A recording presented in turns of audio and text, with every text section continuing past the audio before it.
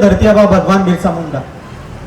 जल जंगल और जमीन माँ है हमारी, और कौन है अंग्रेज जो हमें हमारी माँ से छीनने की बात करते हैं। उनके खिलाफ बहादुर झारखंड में उल गुलाम का नारा लगा देने वाले हमारे क्रांति सूर्य धरती आबा भगवान बिरसा मुंडा, इनको शत शत नमन। हमने सदा अपने लोगों के जिंदा रहने और इज्जत के साथ रोटी खाने के हक की बात की है। अगर आपको यह भी अपराध लगता है तो इसमें हमारा क्या दोष है। हमने कभी भी ऐसा काम नहीं किया है कमिश्नर साहब जिसके लिए हमें दंडित किया जाए। असे इंग्रज अधिकाऱ्यांना ठणकावून सांगणारा वय वर्ष फक्त 25, मगाशी एका तरुणाने देखील उल्लेख केला की फक्त 25 वर्षापर्यंत या 25 वर्षाच्या कार्यकालामध्ये भारतीय संसदेमध्ये अभिमानाने ज्यांचा फोटो लावला गेला, तदनंतर वय वर्ष फक्त 25, परंतु बिहार पासून झारखंड राज्याची जेव्हा निर्मिती झाली तेव्हा त्या झारखंड राज्याचा निर्मितीचा किंवा स्थापनेचा दिवस कोणता, तो दिवस आहे 15 नोव्हेंबर। आणि त्याच 15 नोव्हेंबर 1875 रोजी झारखंड मधल्या उलियातू या छोट्याशा गावामध्ये कर्मे हातो आणि सुगरा मुंडा यांच्या पोटी त्यांचा जन्म झाला। बृहस्पती वाराला जन्म झाला म्हणून त्यांचं नाव बिरसा ठेवण्यात आलं। बिरसा जन्मता हुशार होते। पूर्वज सांगत होते की आमच्या मुंडा कुटुंबामध्ये एक तरी पुरुष असा जन्माला येईल की जो आपली पारंपरिक रीत्या चालत आलेली दारिद्र्य घालवेल, आणि सगळेजण बिरसाच्या रूपाने ते पाहत होते। बिरसा आपल्या कुटुंबामध्ये सर्वात लहान होता। मामाच्या गावी प्राथमिक शिक्षण झालं, सलगा या गावी त्यांचं प्राथमिक शिक्षण झालं। तदनंतर जर शिक्षण घ्यायचं नाईलाज असतो धर्मांतर करावं लागलं। मिशनच्या शाळेमध्ये जेव्हा शिकायचं तर तुम्हाला ख्रिश्चन बनावं लागेल, आणि म्हणून ख्रिश्चन धर्म स्वीकारला। आणि ख्रिश्चन धर्म स्वीकारल्यानंतर बिरसा यांचं नाव ठेवलं गेलं डेव्हिड। डेव्हिड नाव ठेवलं तर मित्र त्यांना बिरसा राऊत असेही म्हणायचे। मिशन मधलं शिक्षण सुरू झालं, परंतु मिशन मध्ये तदनंतरच्या काळामध्ये बिरसांच्या असं लक्षात आलं, रविवारचा प्रसंग आहे, बिरजू मिशन स्कूल जे चाईबासाला चालायचं, रविवारच्या दिवशी सगळेजण तिथे प्रार्थना करत बसले होते। आणि फादर नोटरॉट नावाचा एक फादर तिथे त्यांना असं म्हणाला की जे हे मिशन आहे या मिशनच्या आसपासची जी जागा आहे ती जागा तुम्ही या मिशनला द्या। आणि तेव्हा तिथे कुणीही त्याला होकार दिला नाही। वय वर्ष फक्त 14 आहे बिरसा मुंडांचं, परंतु या 14 वर्षाचा बिरसा मुंडा कडाडला। त्या कडाडण्याचं कारण होतं की तो फादर त्यांना म्हणाला होता त्याची जमीन तिथे लोकांनी होकार नाही दिला, आणि म्हणून तो तुम्ही मुंडा लोक असेच ठग, तुम्ही मुंडा लोक असेच चोर, अशा पद्धतीनं मुंडा आणि आदिवासींना अपमानित करू लागला। बिरसा मुंडा 14 वर्षाचा युवक प्रचंड चिडला आणि म्हणायला लागला त्या फादरला, अरे कोण तुम्ही कोणाला ठग आणि बेईमान सांगता? आम्ही आदिवासी आहोत, आम्ही स्वाभिमानी आहोत, आम्ही जी वस्तू घेतो आम्ही त्या वस्तूची किंमत चुकती करतो। आणि त्याच्यामुळे अशा पद्धतीची बिरसाची जहाल प्रतिक्रिया ऐकली, आणि तदनंतर त्याचा परिणाम काय झाला की बिरसाला त्या मिशनच्या शाळेमधनं काढून टाकण्यात आलं। परंतु हार मानली नाही, जिद्द होती। तदनंतरच्या काळामध्ये जर आपण पाहिलं बिरसा मुंडांना खूप चांगल्या पद्धतीनं औषधी वनस्पतींचं ज्ञान, त्यांनी त्यांची जी आत्या होती त्या आत्याचा जो नवरा होता त्यांच्याकडनं खूप चांगल्या पद्धतीचं औषधी वनस्पतींचं ज्ञान त्यांनी घेतलं। तदनंतरच्या काळामध्ये अशा पद्धतीनं जेव्हा बिरसा मुंडा आपल्या लोकांना पाहायचे, अरे काय हे दारिद्र्य आहे, ते दारिद्र्य एक दिवशी संपलं पाहिजे, आणि ते दारिद्र्य संपवण्याकरता आपल्या समाजाला एकजूट करत असताना त्यांच्या काही ओळी इथे आहेत की हम आदिवासी तो न जाने कब से भूखे और नंगे हैं, हम चुपचाप सब सहते जा रहे हैं, अगर हम आदिवासी तो न जाने कब से भूखे और नंगे, लेकिन अब सब चुपचाप सहते जा रहे हैं। चुप रहने से अच्छा है रोना, रोना क्रांति के रास्ते पर उठा हुआ पहला कदम है। हमें ये लड़ाई जिंदगी के लिए नहीं, जिंदगी में कोई रंग है इसीलिए लड़नी है। आगे युद्ध विराम जरूर होगा लेकिन युद्ध का अंत नहीं होगा। अशा पद्धतीने आपल्या समाजाला एकजूट करण्याचं काम त्यांनी केलं। पुढे जाऊन आदिवासींच्या मूळ जागा होत्या, परंतु या मूळ जागेचा आदिवासी इंग्रज सावकार ठेकेदार जमीनदार यांच्यामध्ये प्रचंड शोषण चालू होतं। अन्याय होत होता, परंतु अन्यायाच्या विरुद्ध बोलण्याची कुणाची ताकद नव्हती। जो बोलेल त्याच्या जिभा छाटल्या जायच्या, आणि म्हणून तिथे लोकांना एक संघ करताना एकजूट करताना त्यांनी आणखी काही ओळी आपल्या समाजाकरता त्यांच्याबद्दल सांगतात कि तुम्हारी जमीन आंधी और धूल की तरह उड़ गई है, आत्मसम्मान के साथ आत्मविश्वास भी समाप्त हो गए। अगर इसे पुनः जागृत नहीं करोगे तो तुम अपने बेटी और बहनों की इज्जत कैसे बचा पाओगे. अशा पद्धतीने जमा केलं. आपल्या समाजाला जमा करत असताना तदनंतर त्यांनी बिरसाईदची हाक दिली. मिशनचं शिक्षण संपलं. तदनंतर पांडे नावाच्या एका व्यक्तीसोबत रामायण महाभारताचा अभ्यास देखील त्यांनी केला. तदनंतरच्या काळामध्ये जर आपण पाहिलं तर त्यांना असं वाटलं की आपला समाजाचं दारिद्र्य दूर का होत नाहीये, आपला सिंगभोंगा तर आपल्यावर गोपला नाहीये ना. आणि तदनंतर सुरू झाला बिरसाईदचा संपूर्ण त्यांचं संघटन. बिरसाईदचे काही नियम संघटन परिपक्व बनवण्यासाठी त्यांनी नियम बनवले आणि त्यांच्या काही प्रतिज्ञा आपण म्हणू शकतो किंवा अटी म्हणू शकतो की आदिवासी समाजानं आपण व्यसनापासून दूर राहिलं पाहिजे, आपण चोरी केली नाही पाहिजे, कोणी खोटं बोललं नाही पाहिजे. आपल्या समाजातला जो मुखिया आहे त्या मुखियाचा नियम आपण सर्वजणांनी एकत्र मान्य केला पाहिजे. आपल्या समाजामधल्या ज्या स्त्री आहेत त्या स्त्रियांचा आदर केला पाहिजे. अशा पद्धतीनं त्यांनी एक ना अनेक अशा पद्धतीचे जे काही आपल्या संघटनेकरता नियम आवश्यक असतात ते नियम केले. तदनंतर जर आपण पाहिलं तर असहकार आंदोलनाचे प्रणेते बिरसा मुंडा होते असं म्हणावं लागेल. कारण जर आपण पाहिलं तर त्या काळामध्ये शेतामध्ये जे आपण पिकवायचं ते इंग्रज सावकार ठेकेदार यायचे आणि ते कापून न्यायचे. बिरसांनी सांगितलं आपल्या अनुयायांना की आपण शेतामध्ये जर काहीच पिकवलं नाही तर हे कसे जगतील, आणि त्या पद्धतीने केलं की त्यांनी शेतामध्ये काहीच पिकवलं नाही. आपले जे जंगलामधल्या कडू कान हे सगळे खाऊन आदिवासी जगले, परंतु असहकार आंदोलन त्यांनी केलं. तदनंतरच्या काळामध्ये पहिला प्रयत्न झाला बिरसा मुंडांना पकडण्याचा, परंतु त्यांनी त्या ठिकाणी पकडता आलं नाही. मात्र तदनंतर 500 रुपयाचं पारितोषिक लावलं गेलं. 500 रुपयाचं पारितोषिक त्या काळामध्ये खूप होतं आणि त्यामध्ये 3 फेब्रुवारीचा दिवस होता. बिरसा मुंडांना पकडलं गेलं. पकडल्यानंतर जेव्हा खटला भरला न्यायालयामध्ये तेव्हा असं सांगितलं गेलं, मिस्टरांनी सांगितलं की बिरसा बाहेर राहिला तर तो आपल्याकरता चांगला नाहीये. आणि म्हणून मग जर आपण पाहिलं तर 1 जूनचा दिवस, 1 जूनच्या दिवशी खटला चालू असताना बिरसा मुंडा यांना त्या दिवशी त्यांची तब्येत बिघडली आणि शेवटी 9 जूनला रक्ताच्या उलट्या होऊन त्यांचा त्या ठिकाणी मृत्यू झाला. बिरसा मुंडांच्या संघर्षाचा परिणाम आपल्याला म्हणता येईल की छोटा नागपूरचा काश्तकरी अधिनियम 1908 ला पारित झाला, ज्याच्यामध्ये जल, जंगल आणि जमीन याच्यावरचं संरक्षण होतं. तदनंतर आदिवासींची जमीन बिगर आदिवासींना विकता येणार नाही हा महत्वाचा कायदा बिरसा मुंडांच्या आंदोलनाच्या माध्यमातून आपल्याला पाहायला मिळाला. ज्या काली ब्रिटिश साम्राज्यावरचा सूर्य मावळत नव्हता अशा बलाढ्य तोफा आणि बंदूकदारांची ज्याने पारंपरिक तीरकामठ्यांच्या आणि बलवांच्या सहाय्याने झुंज दिली, ज्याच्या आवाजानं आदिवासी माणूस खडबडून जागा झाला, असा स्वातंत्र्याचा थोर सेनानी धरती आबा भगवान बिरसा मुंडा यांना पुनश्च एकदा अभिवादन करतो आणि थांबतो. जोहार, जिंदाबाद. मी आपल्या आदिवासी समाजात होऊन गेलेल्या क्रांतीसूर वीरांना माझे पहिला विनम्र अभिवादन. असेच आपले क्रांतीसूर भगवान बिरसा मुंडा यांच्याविषयी मी तुम्हाला काही 5 मिनिटं बोलणार आहे. क्रांतीसूर्य भगवान बिरसा मुंडा यांचा जन्म 15 नोव्हेंबर 1875 झारखंडमधील उलियातू या गावी झाला. त्यांनी ब्रिटिश सरकार विरुद्ध आदिवासींच्या हक्कासाठी लढा दिला. त्यांच्या आईचे नाव कर्मी हातू आणि वडिलांचे नाव सुगना मुंडा. ते मुंडा जमातीचे एक महान नेते आणि स्वतंत्र सैनिक होते. त्यांचे शिक्षण जर्मन मिशनरी स्कूलमध्ये झाले. त्यांनी लहान वयातच आपल्या समवयस्क आणि समविचारी लोकांचे संघटन केले आणि ब्रिटिश सरकार विरुद्ध लढा दिला. ते आपल्या निसर्गाबद्दल ज्ञान आणि वनौषधींचा वापर करून ते लोकांना बरे करत असत. त्यांचे बासुरी वाजवण्याचे कौशल्य आणि प्रभावी आवाज यामुळे लोक त्यांना भगवान बिरसा म्हणूनही ओळखले जाते. त्यांनी धार्मिक सुधारणा करून बिरसा देता या नवीन धर्माची स्थापना केली. बिरसा मुंडा हे भारतात आदिवासी समुदायाचे प्रतीक आहेत.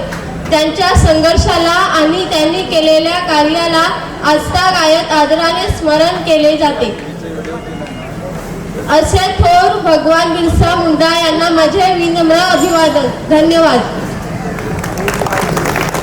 जय आदिवासी. माझे आराध्य दैवत भगवान बिरसा मुंडांना वंदन करून महाराष्ट्राचे आराध्य दैवत छत्रपती श्री शिवाजी महाराजांना नमस्कार करून मी ज्यांच्यामुळे मनोरगावचा प्रथम नागरिक झालो अशा महामानव संविधानकार डॉक्टर बाबासाहेब आंबेडकरांना विनम्र अभिवादन. माझा विषय आहे आदिवासी चालीरीती संस्कृती. आदिवासी हा निसर्गावर अवलंबून असून निसर्गाला तो देव मानतो. जेव्हा ज्येष्ठ महिना येतो, ज्येष्ठ महिन्यात मिरगाचा पाऊस पडतो. मिरगाच्या पावसात त्यांनी पेरणी केल्यानंतर घरातील कोणीतरी मोठा माणूस किंवा कुटुंब प्रमुख फोन घेतो किंवा नवस करतो की आजपासून नवीन पावसात उगवलेली निळी भाजी किंवा फळभाजी खाणार नाही आणि माझी कंसारी जोपर्यंत घरा येणार नाही तोपर्यंत मी खल्याचा देव करणार नाही, तोपर्यंत मी भाजीला करणार पूजा करणार घरी खाणार आहे. तोपर्यंत भात पेरणी झाल्यानंतर 21 दिवसांनी आवणीला सुरुवात होते. 21 दिवसांनी आवणीला सुरुवात झाल्यानंतर अगोदर आपली भाजी होते कोली भाजीचे सण. कोली भाजी खाण्यासाठी कुठलाही तिथी किंवा मूर्त बघत नाही. गावच्या पाटील भगत गावकरी मंडळी जमून एक दिवस ठरवतात तर उद्या आपल्याला कोली भाजीचे सण खावायचे आहे. कोली भाजी खाण्यासाठी आपल्या मुली लग्न पण केलेल्या असतात, जावईला त्यांच्या मानाने बोलवतात. सर्व भगत मंडळी गावदेवीला सिंदूर लावून नैवेद्य दाखवून घरी आल्यानंतर मोठा सण साजरा होतो. सण साजरा झाल्यानंतर रात्री ज्यांच्या घर मोठा अंगण असेल किंवा मोठा घर असेल त्या ठिकाणी कांबड्याला ढोलनाथ नाचतात. कांबड्यानाथ नाचताना 5-6 ढवळेरनी कांबडणी म्हणजे आत्ताचा कोरस आपण बोलतो तो ना आपल्या गावचे नारायणदेवाला बोलतात. नारायणदेव म्हणजे आता आपण एस बोलतो सध्या SMS नारायणदेवाला बोलतात. नारायणदेवाला संगतीला यावा माझान मन घ्यावार माझान मन घ्यावार. तसे काय कंसरी धरतरी मात्र नमन करतात. जर नाचू कोठ ग नाचू कोठ धरतरीचे पाठीवर धरतरी माझी माय ग पाय कसा मिळाऊ ग. असे मोठा 2-3 दिवस म्हणजे रात्रभर जागरण होते. नंतर ज्यांचा एखादा भाऊ असतो तो रात्री मुद्दाम जातो बहिणीकडे म्हणजे साली काल कोणी खाली ना गाठून आली ना साले राणिया आलू ग साले राणिया आलू ग. भात पेरणी झाल्यानंतर येते आपली पित्तर बारस, नंतर येते वाघ बारस. वाघ बारस म्हणजे आताच्या जमान्यातली माणसांची वसू बारस. वाघ बारशीला वाघोबाचा देव करतात. काही लोक आदिवासी लोक आमची कुलदैवत त्यांची पूजा करतात. कुलदैवत झाल्यानंतर बखुलीचा फूल मानत नाही, नवा खातात. नवा खायला म्हणजे दिवा लावतात. नारळ फोडल्याशिवाय मोठा माणूस छोट्या माणसाचं छोट्या व्यक्तीला हातात दाणे देऊन त्यांच्या पाया पडल्यानंतर नवा खाला असा जाहीर करतात. आजपासून आपण नवा खाला आहोत सर्वांनी खा. तसं दिवाळीला चवल्या देऊन चवल्याच्या भाकरी करतात. म्हणजे काय चावलांचा पीठ चवला आणि काकडी हे किसून पानमोड्या करून तो मोठा माणूस त्यांच्या हातात दिल्यानंतर त्यांच्या पूजा करून करंज दिल्या जातात. कालपासून आपला हे झालं. पुन्हा एकदा भात जोडणी झाल्यानंतर खल्याचा देव केला जातो. खल्याचा देव म्हणजे कोयला आणि कोंबडा असा करून भात वाढवून त्या घरा आणलं जातं. गावदेव हे झाल्यानंतर आपली गावदेव येते. गावदेव झाल्याशिवाय आमचा आदिवासी माणूस लग्न किंवा साखरपुडा किंवा मुली बघायचं काम करत नाही. ते गावदेवात जो प्रयोग ठरतो आपला पंचावन्न अंतिम नांगऱ्याची मजुरी, आवणीची मजुरी किंवा ट्रॅक्टरची मजुरी जो निर्णय आहे तोच आमचा लास्टपर्यंत शेवटचा कोणताच अंतिम राहील. त्याच्यानंतर गाव पावली आमची आहे ती मांडवावर ठेवली जाते. नंतर भात वाढून घरी आणल्यावर सर्व पूजा वगैरे केल्यानंतर कंसेरी आमची ह्याच्यात कंडत ठेवली जाते. एवढ्या वेळ घेऊन समजून संपवतो. जय हिंद, जय महाराष्ट्र, जय कंसेरी, जय आदिवासी, जय जोहार. माझा विषय आहे स्वतंत्र दिन. ज्यांच्या विचाराने संपूर्ण महाराष्ट्र घडला असे अखंड हिंदुस्थानाच्या आराध्य दैवत छत्रपती शिवाजी महाराज. 32 वर्षाच्या वेळामध्ये निद्रा छातीने मृत्यूशी झुंज देणारे छत्रपती संभाजी महाराज आणि ज्यांनी शिवरायांना घडवलं, वाढवलं आणि स्वराज्य निर्माण करण्यासाठी प्रेरणा दिली त्या राजमाता राष्ट्रमाता माँसाहेब जिजाऊ आणि ज्यांनी लिहिलेल्या संविधानावरती आजही संपूर्ण देशाची व्यवस्था चालते असे म्हणजे भारतीय राजघटनेचे जनक डॉक्टर बाबासाहेब आंबेडकर. या सर्व महामानवांना वंदन करून आणि त्यांनी केलेल्या कार्याला वंदन करून आलेल्या सर्व पाहुण्यांना नमस्कार. जमलेल्या सर्व प्रेक्षकांना मला असं विचारायचं आहे की हा वक्ता नेमका काय मार्गदर्शन करणार आहे? किती लोकांच्या मनात हा माझ्या चेहऱ्याचा रंग कोणता असावा हेही माझ्या हातात नव्हतं. माझ्या चेहऱ्याचा रंग कोणता असावा हेही माझ्या हातात नव्हतं. मी कोणाच्या पोटी जन्म घ्यावा हेही माझ्या हातात नव्हतं. हातांचे रेसाव नव्हे, अरे हातांचे रेसाव नव्हे, तर तळ हातांच्या मागे असणारे पिलदार मनकट्यात तुझे भविष्य सामावलेलं आहे. यो संदेश द्यायला आलो. गमावलं याचं सिंहावलं, पण करण्याच्या टप्प्यावर आपण येऊन पोहोचलो. भारत हा नैसर्गिक साधन संपत्ती आणि खनिज समृद्ध हा देश आहे. माती ही माळावी भाग आहे. बाई सागराच्या लाटा लोलत आहेत. देशातून गंगा, गोदावरी, ब्रह्मपुत्रांसारख्या रक्तवाहिन्या वाहत आहेत.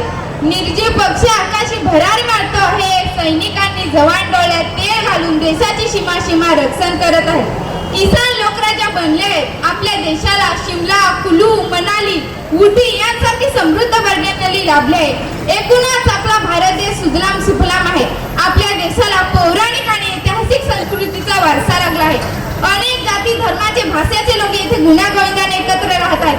संत ज्ञानेश्वर, संत तुकाराम, संत कबीर यांसारखे थोर संतांची भूमी असल्यास आपल्या देशाची संस्कृती आज जागतिक पातळीवर एक सर्वश्रेष्ठ संस्कृती मानली जाते. भारत एकाच वेळी अध्यात्मक आणि विज्ञानात अग्रेसर होत आहे. अनेक खेळ प्रकारात भारताची जागतिक दर्जाची कामगिरी केली आहे. स्वातंत्र्याच्या अमृत महोत्सवात गेली 78 वर्ष साहित्य, कला, क्रीडा, संस्कृती क्षेत्रांमध्ये नामवंत लेखन साहित्य कलावंतांनी आपला अमिट ठसा उमटवला आहे. पण असे एकीकडे प्रगती होत आहे आणि दुसरीकडे मात्र अनेक वेदना देत आहेत. स्वातंत्र्यासाठी अनेक शूरवीरांनी आपले बलिदान दिले. आपले संपूर्ण आयुष्य स्वातंत्र्यासाठी खर्च केले. स्वातंत्र्यासाठी रक्ताचा सडा सांडला. पण आम्ही मात्र रक्ताचा भाव बाजार मांडला असे कधी कधी उगाचच वाटतंय. आज चीन, पाकिस्तान सारख्या परकीय शक्ती सीमेवर आक्रमण करण्यासाठी तयारीत असतात. उरी पाळवण्यासारख्या रक्तालयी आठवणी आपल्याला दुःख देतात. देशांना, शेतकऱ्यांना स्वतःच्या हक्काचे आंदोलन करायला लागतं. अनेक गरिबांना एक वेळेचे जेवण सुद्धा मिळत नाही. धर्माच्या नावावर जातीय दंगल्या होतात तेव्हा भारत मातेच्या हृदयाचे शेकडो तुकडे होतात. एकाच आईची लेकरे एकमेकांच्या रक्तासाठी तहानलेली असतील तर त्या आईची काय अवस्था होत असेल. या साऱ्या आक्रमणामध्ये अतिशय सामान्य माणूस भरडला जातो.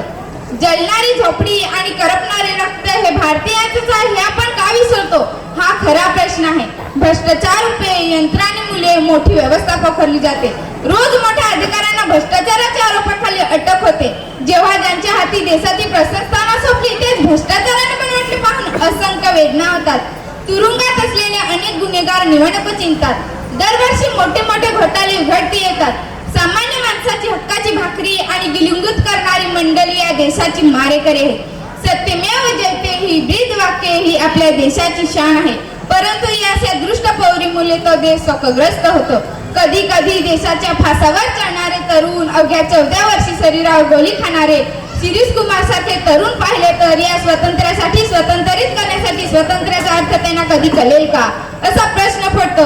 स्वातंत्र्याच्या अमृत महोत्सवात एक गोष्ट मान्यच करावी लागेल की भारतीय स्वातंत्र्याने खूप काही दिले. परंतु जो कशाचा अर्थ असोबत जो सूर निघत आहे त्याला आपणच जबाबदार आहोत. आपली आर्थिक, संस्कृती, औद्योगिक प्रगती झाली परंतु मूल्यांचा राज होत गेला. म्हणूनच एकीकडे वैद्यकीय प्रगतीच्या मार्गाने झपाट्याने परिवर्तन करीत असताना दुसऱ्या बाजूने वेगाने वाढणारे भौतिक व भौतिकदृष्ट्या विलाखात अडकल्याने स्वातंत्र्याचा श्वास गुदमरतो अशी अवस्था झाली आहे. म्हणून स्वातंत्र्याचा जल्लोषाचा महिमा हा आगळा. स्वातंत्र्याचा जल्लोषाचा महिमा हा आगळा. अमृत महोत्सव असा साजरा करू उन्नतीचा सोहळा. स्वातंत्र्याचे जगत करा या त्यागाचा मार्ग धरू वेगळा. स्वातंत्र्याचे जगत करा या त्यागाचा मार्ग धरू वेगळा. एवढं बोलून माझे 2 शब्द संपविते. जय हिंद, जय महाराष्ट्र. आणि माझा वक्तृत्व स्पर्धेचा विषय आहे स्वातंत्र्य लढ्यातील आदिवासींचे योगदान. स्वातंत्र्य लढ्यातील आदिवासींचे योगदान या विषयावर बोलण्याची वेळ यावी यासारखी दुसरी शोकांतिकेची गोष्ट नाही. स्वातंत्र्य लढ्यातील आदिवासींच्या योगदानाकडे तत्कालीन समाज, तत्कालीन राजकारण आणि तत्कालीन इतिहासकारांनी दुर्लक्ष केल्यामुळे आपल्याला आज आदिवासींचा इतिहास पाठ्यपुस्तक किंवा इतर ठिकाणी आपल्याला पाहिजे त्या स्वरूपात बघायला मिळत नाही. आणि म्हणूनच भगवान बिरसा मुंडा यांच्या 150व्या जयंतीच्या निमित्ताने स्वातंत्र्य लढ्यातील आदिवासींचे योगदान तुमच्यासमोर मांडण्याचा हा माझा छोटासा प्रयत्न आहे. खऱ्या अर्थाने भारतामध्ये इंग्रजांची सत्ता 1757च्या प्लासीच्या लढाई व 1764च्या बक्सरच्या लढाईने बंगाल प्रांतात झाली. इंग्रजांचे धोरण हे पहिल्यापासून जुलमी अन्यायी आणि अत्याचारी असल्यामुळे त्याचा प्रत्यक्ष आणि अप्रत्यक्ष परिणाम हा त्या भागातील आदिवासी समाजावरती झाला. आणि म्हणूनच 1768 साली त्या बंगाल प्रांतातील चुवार या आदिवासी जमातीने इंग्रजांविरुद्ध पहिला उठाव घडवून आणला. त्याच भागामध्ये दुसरा उठाव जो 1778 साली झाला त्याला पहाडिया विद्रोह किंवा पहाडिया उठाव असे म्हटले जाते.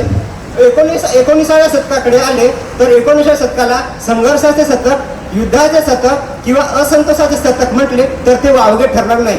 कारण या शतकामध्ये अनेक सर्व समाजाचे आणि सर्व देशभर उठाव झाल्याचे आपल्याला दिसते. जसे की मुंडा उठाव बिरसा मुंडांच्या नेतृत्वाखाली, संताल उठाव राघो कानूनच्या नेतृत्वाखाली, भिल्ल उठाव जसं काय तंट्या भिल आणि इतर क्रांतिकारकांच्या नेतृत्वाखाली असे अनेक उठाव आपल्याला झालेले दिसतात. परंतु या शतकामध्ये एक अत्यंत महत्वपूर्ण आणि सर्व देशभर असा जो उठाव झाला तो उठाव म्हणजे 1857चा उठाव होय. आणि या उठावाला स्वातंत्र्यवीर सावरकरांनी स्वातंत्र्य समर असं म्हटलं आहे. आणि या स्वातंत्र्य समरामध्ये किंवा 1857च्या उठावामध्ये सुद्धा आदिवासींचे योगदान हे अत्यंत महत्वपूर्ण आहे. यामध्ये वीर बापू शेरमाळगे यांचे बलिदान आणि खोंड भगत विद्रोह हा 1857च्या उठावाचा एक महत्वपूर्ण भाग आहे. त्याचबरोबर 20व्या शतकामध्ये जर आपण आलो तर 20व्या शतकामध्ये हा जो स्वातंत्र्य लढा आहे हा स्वातंत्र्य लढ्याला एक सर्व देशव्यापी आणि एक सूत्री असे नेतृत्व महात्मा गांधीजींच्या नेतृत्वाखाली हा लढा लढला गेला.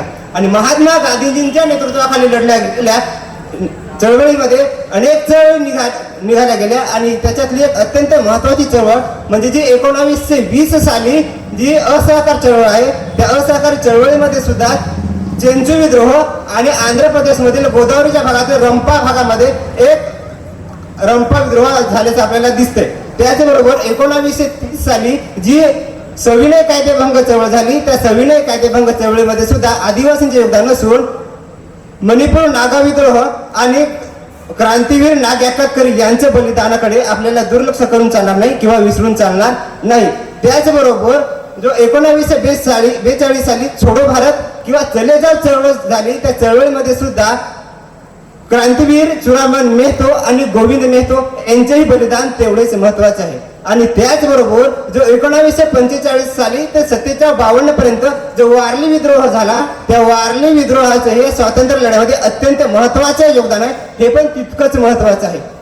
त्याचबरोबर जे इंग्रज सोडून पोर्तुगालच्या ताब्यात अधिपत्याखाली जे प्रदेश होते जसं की गोवा झाला, दादर नगर हवेली झाला, दीव दमण झाला, ह्या प्रदेशांना मुक्ती करण्यासाठी किंवा यांना स्वातंत्र्य मिळवण्यासाठी सुद्धा आदिवासींचं तेवढंच योगदान महत्वपूर्ण आहे. आणि म्हणूनच एकंदरीत हा स्वातंत्र्य लढ्याचं स्वरूप बघितलं तर 1757 पासून तर भारताला स्वातंत्र्य मिळेपर्यंत म्हणजे 1947 ते 1960 पर्यंत हा प्रदीर्घ कालखंडामध्ये जो लढला गेलेला स्वातंत्र्य लढा आहे त्या स्वातंत्र्य लढ्यामध्ये आदिवासी समाजाचा एक अगदी मोलाचा आणि महत्वपूर्ण योगदान आहे. मात्र तत्कालीन समाजव्यवस्था, तत्कालीन राजकारण आणि तत्कालीन इतिहासकारांनी या इतिहासाकडे दुर्लक्ष केल्यामुळे आपल्याला हा आदिवासींचा इतिहासाच्या मुखप्रवाहापासून अलिप्त किंवा लांब राहिल्याचे दिसते. आणि हा जर इतिहास आपल्याला इतिहासाच्या मुखप्रवाहात आणायचा असेल तर आपल्याला आदिवासींच्या इतिहासाचा अभ्यास, त्याचे संशोधन आणि आदिवासींचा जो इतिहास बाहेर लोकांनी लिहिला जो खरा खोटा इतिहास लिहिला आहे त्याचं चिकित्सक संशोधन आणि चिकित्सक अभ्यास करणे ही काळाची गरज आहे. आणि हे संशोधन आणि हे चिकित्सक संशोधन करण्याची जबाबदारी माझी आणि तुमची सर्व तरुणांची जबाबदारी आहे. धन्यवाद. सर्वांना मानाचा जोहार. मी अमोल अनंत अनिता लढे बोईसर येथून आलेलो आहे आणि स्पर्धेची माहिती मिळाली थोडंसं आठवलं की आपल्याला पण कुठेतरी जाऊन आता बोललं पाहिजे. Stage is yours, stage is my, so that's why it's a opportunity to me talk with you and discuss with you my subjects. Okay, thank you. आदिवासी संस्कृती आणि परंपरा हा माझा विषय आहे. बामणाचे घरा जन्मशील तर लिहून लिहून मरशील, कुंभ्याचे घरात जन्मशील तर शेतात आवून मरशील, पण आदिवासीच्या घरात जन्मशील ते जंगलाचा राजा होशील. ह्या एका वाक्यामध्ये आदिवासीच्या संपूर्ण जीवनाचे सार दिलेला आहे. कोणी मूर्तीपूजा करतो, कोणी एकेश्वर मानतो, कोणी अल्लाला मानतो, कोणी गॉडला मानतो, पण मी जो आहे तो मी ह्या निसर्गाला मानतो की निसर्ग जर वाचेल तर मी वाचेन आणि निसर्ग हाच माझा देव आहे. आदिवासी परंपरा ह्या निसर्गाशी निगडीत आहेत. हिरवा देव आहे तो निसर्गाशी आहे. झाड पान नदी पाणी हवा जर हे शुद्ध असतील तर मला कुठेतरी अन्न मिळेल आणि त्या अन्न मिळण्याची जी प्रक्रिया आहे ती शेतीतून सुरुवात होते. कंसरी माझी देवी आहे, त्याची मी पूजा करून ते अन्न मी खातो आणि माझे आयुष्य जगतो. संपूर्ण आयुष्य आपण अन्नधान्य मिळवण्यासाठी धावतो, पण त्याचीच जर आपण पूजा नाही केली तर आपण कुठेतरी त्या धरतीला त्या निसर्गाला आपण मान देत नाहीयेत. कुठेतरी आपण आपली परंपरा विसरतो. जपानसारखा प्रगतशील देश जो 50 वर्ष आपल्यापेक्षा पुढे आहे टेक्नॉलॉजीमध्ये, पण ते सुद्धा आपले रूट्स आपली मुळे विसरलेले नाहीयेत. ते सुद्धा आपल्या परंपरा ह्या पाळतात. कॅनडाच्या बर्फिल्या जागेत जे कोणी आदिवासी राहतात किंवा न्यूझीलंडच्या ज्या कोपऱ्यात जे आदिवासी राहतात त्या प्रत्येक आदिवासी समाजामध्ये भगत ही परंपरा आहे. भगत हा आदिवासी समाजाचं नेतृत्व आहे. तो आदिवासी समाजाला बांधून ठेवतो. भगत हा फक्त भगत नसून तो कुठेतरी वैद्य आणि मानसिक आरोग्याशी निगडीत सायकोलॉजिकली इफेक्ट करतो. जेव्हा माणूस त्या भक्ताकडे जातो तेव्हा भगत त्याला सांगतो तुला असा असा झाला आहे रे, या थोडं औषध घे, तू लगेच बरा होशील. आणि दुसऱ्या दिवशी तिसऱ्या दिवशी माणूस टणटणीत बरा होतो. त्याचं कारण आहे की तो सायकोलॉजिकली कुठेतरी डिप्रेशन मध्ये गेलेला असतो. भगत त्याला बाहेर काढतो. माझ्या समाजामध्ये माझ्या आदिवासी समाजामध्ये अशी परंपरा आहे की स्त्री जी आहे ती ह्या समाजाची उद्धार करते आहे. धरती माय माझी माय आहे. माझ्या समाजामध्ये धवलेरी जी लग्न लावते आणि स्त्रीला एक मानाचा सन्मान दिला जाते. बाकीच्या समाजामध्ये स्त्रीला कुठेतरी दुय्यम स्थान दिलं जातं, पण माझ्या समाजामध्ये माझ्या आदिवासी समाजामध्ये ज्या परंपरा आहेत त्या परंपरांमध्ये स्त्रीला महत्वाचं स्थान दिलं जातं. तिला लग्न लावण्यासाठी उभं केलं जातं. ती लग्न लावते. तिला लग्न का लावलं सांगितलं जातं. मला बाकीचे लोक जेव्हा विचारतात की तुमच्या समाजामध्ये जी धवलेरी प्रथा आहे ती का आहे, तेव्हा मी त्यांना सांगतो की इथे कुठेतरी आम्ही स्त्रियांना महत्वाचं स्थान देतोय. ती लग्न लावते कारण तिला अनुभव आहे आयुष्य कसं जगायचं आणि त्या जोडप्यांना ते आशीर्वाद देते आणि सांगते की तुम्ही आयुष्य व्यवस्थितपणे जगा. कुठेतरी मध्य प्रदेशच्या ठिकाणी घोटूल ही प्रथा आहे जिथं नवनवीन तरुण मित्रमंडळी नवीन मुली एकमेकांना पसंत करतात, आपल्या नवीन आयुष्याची सुरुवात करतात. आफ्रिकेसारख्या आदिवासी समाजामध्ये सुद्धा ह्या प्रथा एकत्र आहेत. माझी संस्कृती जी आहे ती जल जंगल जमिनीशी निगडीत आहे. माझी संस्कृती जी आहे ह्या माझ्या संस्कृतीमध्ये अशी परंपरा आहे की कोणतंही नवीन फळ आलं, नवीन धान्य आलं, त्याची आम्ही पहिली पूजा करतो, त्याला आम्ही पहिला दिवा लावतो. जेव्हाही माझ्या बिगर आदिवासी लोकांना जेव्हा मी माझ्या गोष्टी सांगतो की अरे आम्ही आंबा नाही खात, आम्ही चवळी नाही खात, ते विचारतात तरी तू असं का करतोस, तेव्हा मी त्यांना सांगतो की हे नवीन फळ आलेलं आहे निसर्गामध्ये, त्याची पहिले सर्वप्रथम आम्ही पूजा करणार. ते आम्ही निसर्गाला, त्या निसर्ग देवतेला आम्ही त्याची पूजा करणार, त्याला देणार आणि त्याच्यानंतरच आम्ही ते ग्रहण करणार. कारण हे आमचे रूट्स आहेत, हे आमच्या रूढी परंपरा आहेत, हे आम्ही पाळणार.